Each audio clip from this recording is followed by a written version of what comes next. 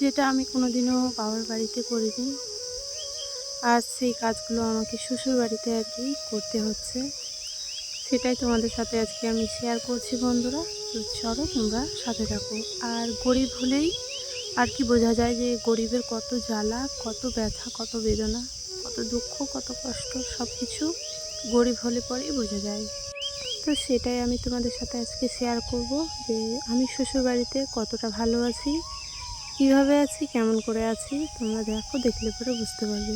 এমন অবস্থা হয়েছে আমাদের এখন যে বাড়িটা যে দিচ্ছি সরকার থেকে দিয়েছে টাকা, তার জন্য বাড়িটা দিচ্ছি। না হলে কোনো দিনও আমাদের স্বপ্ন ছিল না যে দালান কোঠা বাড়ি হবে বা দালান বাড়িতে ঘুমাবো, অনেক কিছু স্বপ্ন হয়তো, কিন্তু ছিল না আমাদের, কারণ সেরকম আমাদের সামর্থ্য ছিল না। তো ভাবলাম যে সরকার থেকে যখন বাড়িটা দিচ্ছে তাহলে হয়তো লোন টোন নিয়ে আর কি দেবো বাড়িটা, কিন্তু এতটাই খরচা সত্যি আমি ভাবতে পারিনি। তো এইদিকে দেখো, তোমাদের দাদা ভাই আর আমি আর কি কাজে লেগে পড়েছি। এখন আর কি মিস্ত্রি আর লেবারের টাকা আর কি এখনও মেটাতে পারিনি আমরা। তো তার জন্য আমাদের বাড়িতে আর কি কেউ কাজ করতে আর কি আসবে না, যারা আর কি এসেছিলো, কারণ টাকা আমরা এখনও মেটাতে পারিনি, তার জন্য তারা আর কি আসবে না।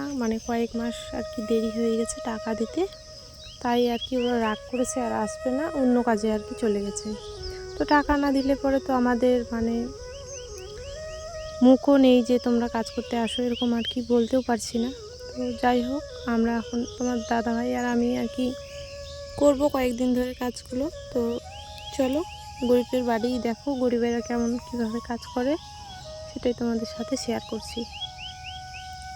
তো তোমার দাদা ভাই আর কি এখানে সিমেন্ট বালি সব কিছু আর কি একসাথে মিক্স করছে, আর আমি বালিগুলো আর কি নিয়ে এনে দিলাম। তারপরে এখন আর কি জল আর কি পুকুর থেকে তুলে নিয়ে আসবো। তো তুলে নিয়ে এসে এখন তোমার দাদা ভাই আর কি বালি সিমেন্টগুলো আর কি মিক্স করে এক জায়গায় আর কি ঠিকঠাক করবে। এগুলো তো আমি জানিও না, বুঝিও না।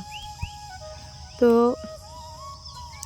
আর এই আর কি দেওয়ালটা আর কি আজকে ইট আর কি গাঁথনি করবে, তো তার জন্য এই বেড়াটা আর কি একদিকে করে রাখলাম। আর তোমার এখানে আর কি বস্তা পাতিয়ে দেব, না হলে পরে হবে না, বস্তা পাতাতেই হবে, না হলে ওই যে সিমেন্ট বালিগুলো আর কি মাটিতে পড়ে যাবে। আর জানো, এখানে অনেকগুলো সিমেন্ট আর বালি পড়ে যায়, মনে করো এক কড়াইয়ের মতো আর কি হয়ে যায়। তো তার জন্য আর কি এই বস্তাগুলো বেছানো। তো ওই দিক থেকে 2টা বস্তা নিয়ে আসলাম, আর এখানে 2-3টে বস্তা আছে। তো এখান থেকে এই বস্তাগুলো আর কি এখানে আমি দিয়ে দেবো, তাহলে পরে আর কি ওই মশলাগুলো আর কি পরে পাওয়া যাবে। তার জন্য তো যত বেশি কাজ তত বেশি মশলা আর কি এখানে পড়ে থাকে। তো যারা আর কি এগুলো কাজ করো তারাই আর কি জানো, আমি তো এসব কিছুই জানি না, তোমার দাদাভাই বলছে তাই সেটাই আর কি করলাম। তো দেখো, এখানে গামছা আর কি কোমরে বেঁধে নিয়েছিলাম, তো সেটাও আর কি খুলে পড়ে যাচ্ছে।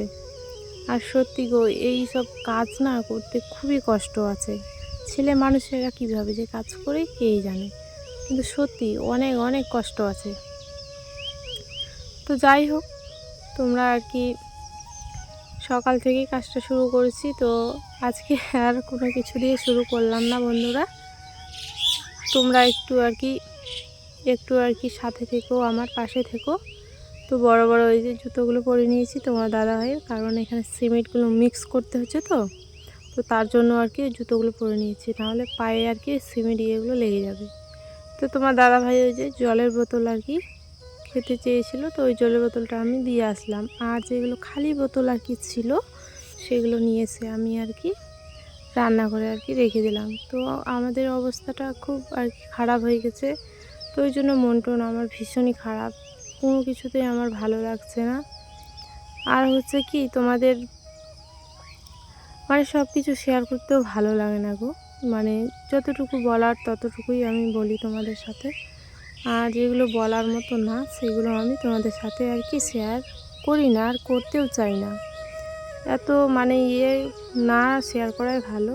তোমরা ভালোটাই আমার দেখো, আর আমি এভাবেই যেন ভালো থাকি বন্ধুরা।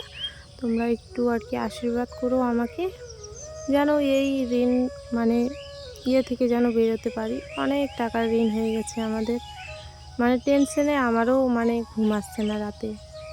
আর এই অল্পটুকু বয়সে আমি কিভাবে ঋণ এত মানে শোধ করব? আমি তো কোনো কাজও করতে যাই না বা কাজও করি না যে টাকা উপার্জন করে আমি আর কি ঋণগুলো শোধ করব।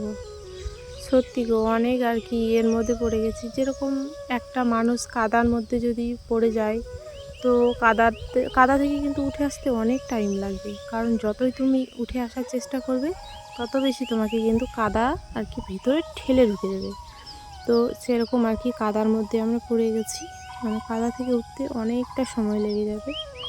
তো তোমাদের দাদাভাই তো সেরকম কিছু কাজও করে না, ঠিক আছে, ওই তো বাইরে চলে যায় কাজ করতে। তো এবছর তো বাইরে যায়নি, এই মানে গ্রামে এগুলাতে আর কি কাজ করছিল এদিকে। তো কত আর পয়সা হবে বলো, 20 দিনের মতো আর কি বৃষ্টি হয়েই যাচ্ছে। তো তখন তো আর কোনো কাজ করতেই পারিনি।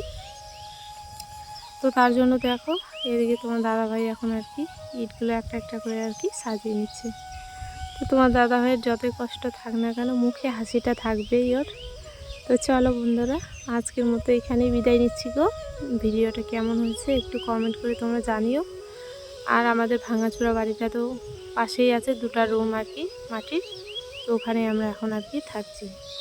তো চলো, সবাই সুস্থ থেকো, ভালো থেকো, এটাই আমি ভগবানের কাছে প্রার্থনা করি। আর আজকের ব্লগটা মানে কোনো কিছু তোমাদের বললাম না গো, মন আর কি অতটা ভালো নেই। তো তোমার দাদাভাই দেখো বলছে যে আমাকে দেখাচ্ছ কেন, এটাই আর কি বলছে। মানে যারা আর কি মোবাইলে মানে ভিডিও করে না, তাদের আর কি ক্যামেরার সামনে আসতে আর কি লজ্জা লাগে। তো চলো, সবাইকে শুভ দুপুর, সবাই ভালো থেকো, সুস্থ থেকো।